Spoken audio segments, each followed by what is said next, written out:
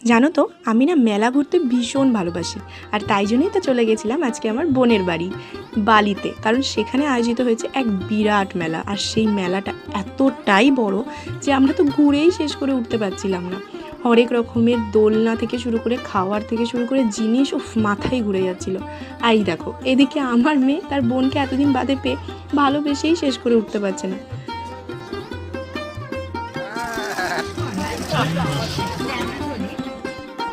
দেখো এই ভালোবাসা, তো এই মারপিট, মানে সত্যি এরা পুরো আমাদের ছোটবেলা, মানে আমি এবং আমার বোন পুরো সেম ছিলাম। এই ভালোবাসছি তো এই মারপিট বেঁধে যাচ্ছে, আবার নিজেদের মধ্যে মিটমাট করে ভালোবাসছি।